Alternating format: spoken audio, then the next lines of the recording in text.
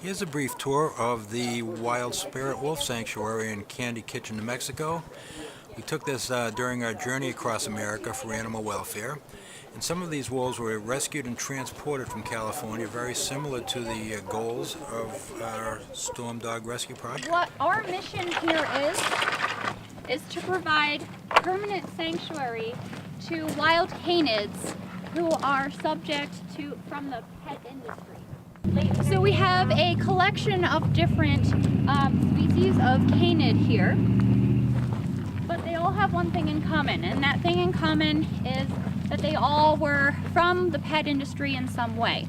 They were all from people's backyards, backyard breeders, from shelters, from, sometimes they actually are found in the wild after the owners had abandoned them. The point is that none of these animals make good pets, and they are sometimes legal to be kept as pets.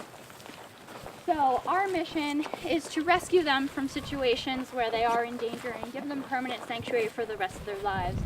You have Mr. Kabbalah, who is right here, ready to say hi, super excited, to have people admire him and look at him and talk about him, loves the spotlight, whereas Mystique wants nothing to do with the spotlight. She's acting this way out of nervousness.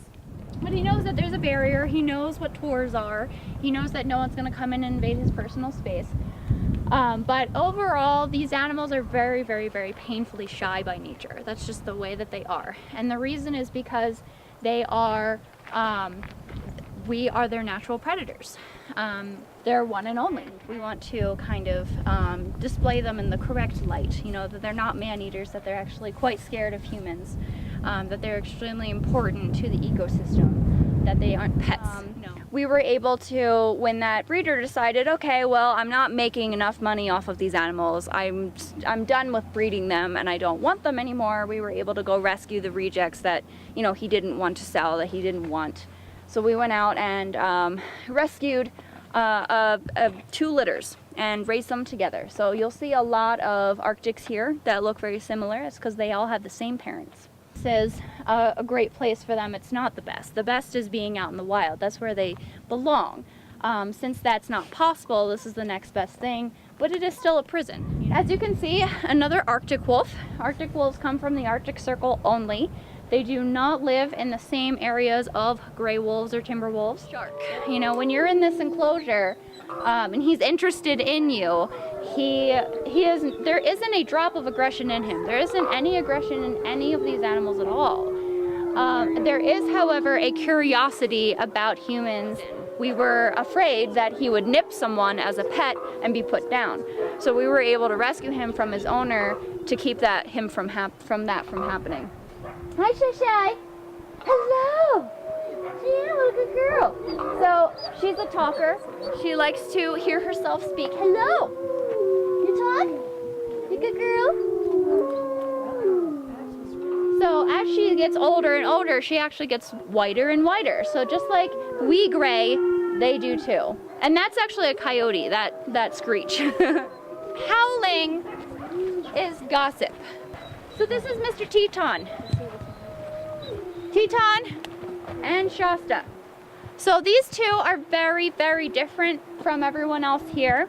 And you're also very lucky to see them up this close, because if there wasn't something going on over there, I promise you they would not be here. And as you can see, they care very little about us. They're not afraid of us, and yet they don't care. We didn't raise them. And Teton and Argo are each other's nemesis. And it's simply because they're both boys and they're right next to each other. So that means they're both separate packs of wolves, or wolf dogs, and they really, really enjoy just kind of proving themselves to one another. So that marking is him saying, I'm the boss of this side. It's like 2 teenagers that drew a line in the middle of their bedroom and fight over who crossed the line. That's exactly what's going on right here. They start out black when they're a year or 2 old, and then they start phasing out into silver. As you can see, he's quite an elderly gentleman. Mackay is the same. She's not a black-faced timber wolf, but she actually used to be more the coloration of Coda.